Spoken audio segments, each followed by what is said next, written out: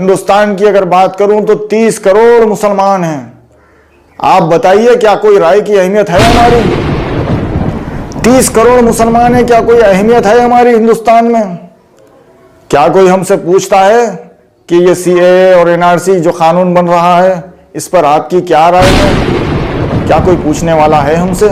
अल्लाह का घर मस्जिद शहीद होती है, मुसलमान को कोई लेना देना नहीं है इससे। इस इस्लाम को एक्सेप्ट करने के लिए हमने कोई कीमत नहीं चुकाई। मसला तो ये है ना। अस्सलामु अलैकुम वरहमतुल्लाहि वबरकातुहू। हमारे इस YouTube channel Sohail Khan peace में आप सबका खैर मक़दम करता हूँ। आज पूरे हिंदुस्तान में कहीं पर भी आप देखिए मुसलमान परेशान नज़र आता है, बल्कि यूँ कहूँगा कि पूरी दुनिया में आज मुसलमान परेशान हैं। तो इसकी वजह क्या है? आज आप देखिए त्रिपुरा में मुसलमानों पर तशद्दुद किया जा रहा है, उन पर जुल्म व सितम किया जा रहा है, अल्लाह के घर मस्जिदों को शहीद किया जा रहा है। जहाँ तक की रिपोर्ट मुझे अब तक मालूम हुई है, लगभग 18 के करीब मस्जिदें अल्लाह के घर को शहीद किया गया है त्रिपुरा में। अब देखिए पूरी दुनिया में मुसलमान परेशान हैं। फ़लस्तीन में मुसलमान परेशान, बर्मा में परेशान, Syria, Iraq, Lebanon, Afghanistan, Hindustan, Pakistan, Bangladesh, दुनिया का कोई एक ऐसा मुल्क नहीं है जहाँ पर मुसलमान सुकून से है। हर तरफ मुसलमान परेशान है, रुसवा है। कहीं जिस्मानी तौर पे परेशान है तो कहीं पर रूहानी तौर पे परेशान है। ये मुसलमानों की परेशानी, ये मुसलमानों पर जो जुल्म हो रहा है, इसकी असल वजह क्या है? आप देखिए यहूदियों को सिर्फ 1 करोड़ है। इज़राइल एक मुल्क है पूरी दुनिया में। अगर हिंदुस्तान की बात करें तो हिंदुस्तान में 25 करोड़ या 30 करोड़ मुसलमान हैं, लेकिन 1 करोड़ यहूदी पूरी दुनिया पर हुकूमत कर रहे हैं। अमेरिका का जो डॉलर है वो यहूदी डिज़ाइन करता है। पूरी दुनिया पर यहूदियों की ताकत है आज, सिर्फ 1 करोड़ है। और मैं बाकी दुनिया के मुसलमानों की बात नहीं, सिर्फ हिंदुस्तान की अगर बात करूं तो 30 करोड़ मुसलमान हैं। आप बताइए क्या कोई राय की अहमियत है हमारी? 30 करोड़ मुसलमान हैं, क्या कोई अहमियत है हमारी हिंदुस्तान में? क्या कोई हमसे पूछता है कि ये सीए और एनआरसी जो कानून बन रहा है इस पर आपकी क्या राय है? क्या कोई पूछने वाला है हमसे? हमारी तो कोई अहमियत नहीं है, हमारी राय की कोई अहमियत नहीं है, बल्कि अल्लाह के घरों को शहीद किया जा रहा है और मुसलमान खामोश है। अल्लाह का घर मस्जिद शहीद हो गई, मुसलमान खामोश। अल्लाह के कलाम कुरान को जलाया और पैरों के नीचे रौंदा जा रहा है। अल्लाहु अकबर। मुसलमान खामोश अपने घर में बैठकर अपनी बीवी के पहलू में टीवी देखता है और खाना खाता है, आराम से हंसी मजाक करता है। सब मुसलमान आराम से अपनी जगह खुश है। मुसलमानों को कोई लेना देना नहीं है इन चीज़ों से। अल्लाह का घर मस्जिद शहीद होती है, मुसलमान को कोई लेना देना नहीं है इससे।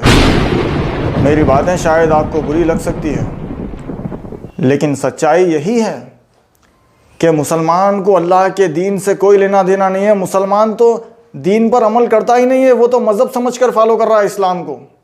मज़हब, ये जो इस्लाम हमको मिला है, ये नस्ल ब नस्ल बाप दादा से विरासत में मिल गया हमारे को। इस इस्लाम को एक्सेप्ट करने के लिए हमने कोई कीमत नहीं चुकाई। मसला तो ये है ना, ये अल्लाह के दीन को एक्सेप्ट करने के लिए हमने कोई कीमत नहीं चुकाई। ये है असल बात। वो गैर मुसलमान से पूछो जिसका मैं परसों इंटरव्यू लेके आया, जो कभी गैर मुसलमान हुआ करता था, उसने अल्लाह के दीन को एक्सेप्ट करने के लिए कीमत चुकाई। पूरा सिस्टम था उसके पीछे, पूरा ख़ानदान, पूरे दोस्त, रिश्तेदार, वो जो बचपने के यार, उसके लंगोटी यार, सब पूरा सिस्टम था। पूरे सिस्टम से टक्कर ले लिया सिर्फ अल्लाह के दीन के लिए। यह है असल कीमत। क्या हम मुसलमान हैं? क्या हमारी जो फ़ैसले है वो अल्लाह की शरीयत के मुताबिक है? अल्लाह तो कहता है कि अल्लाह की उतारी हुई शरीयत के मुताबिक जो फ़ैसले नहीं करते वही तो काफिर है। तुमने काफिर किसको समझा? जो अल्लाह की उतारी हुई शरीयत के मुताबिक फ़ैसले नहीं करते वही तो काफिर है, वही तो मुनाफिक है, वही तो मुशरिक है। आज आप बताइए क्या हम अल्लाह की शरीयत के मुताबिक फ़ैसले कर रहे हैं? अल्लाह कहता है अगर तुम ईमान वाले हो तो तुम ही सरबुलंद रहोगे। क्या हम सरबुलंद हैं? पूरी दुनिया में हम रुसवा हैं, पूरी दुनिया में हम रुसवा हैं। हमें ईमान कहाँ है? वो तो ईमान वाले सरबुलंद रहेंगे। 313 थे, एक वक्त था 313 थे, सरबुलंद थे। आज तुम 200 करोड़ है, लेकिन तुम्हारी कोई कीमत नहीं, तुम्हारी कोई अहमियत नहीं। पानी पर झाग के मानिंद हो तुम, तुम्हारी कोई हैसियत नहीं है। जानवर के खून की अहमियत है, तुम्हारी अहमियत नहीं है। कुत्ते की अहमियत है, तुम्हारी अहमियत नहीं है। कुत्ते की अगर पैर की हड्डी टूट जाए तो लाख लाख रुपए लगाकर उसका इलाज तो करा लेते हैं गैर मुस्लिम। तुम्हारी लाश दवाखानों के बाहर पड़ी हुई रहती है 3 दिन 4 दिन तक, कोई पुरसाने हाल नहीं। ये सब किस लिए हो रहा? हमने अल्लाह के कलाम को छोड़ दिया और हम अपनी ज़िंदगियों में मसरूफ़ है। शादी करना, बच्चे पैदा करना, उनको पाल पोस के बड़े कर देना, उनकी शादी करके दे देना, यही तुम्हारा अगर ज़िंदगी का मकसद है तो फिर तुम जानवरों की मानिंद हो, चौपायों की मानिंद हो। बल्कि मैं यूँ कहूँगा कि चौपाए जो जानवर है उनसे भी बदतर है। जिसकी ज़िंदगी का कोई मकसद नहीं है वो जानवरों से भी बदतर है। अल्लाह जब तुमसे पूछेगा कि जहाँ से तुम आए हो क्या वहाँ पर अल्लाह का दीन गालिब था या नहीं, हम तो कहेंगे या अल्लाह, अल्लाह का दीन तो वहाँ गालिब नहीं था जहाँ से हम आए। अल्लाह सवाल करेगा क्या तुमने अल्लाह के दीन को गालिब करने की कोई कोशिश की या नहीं?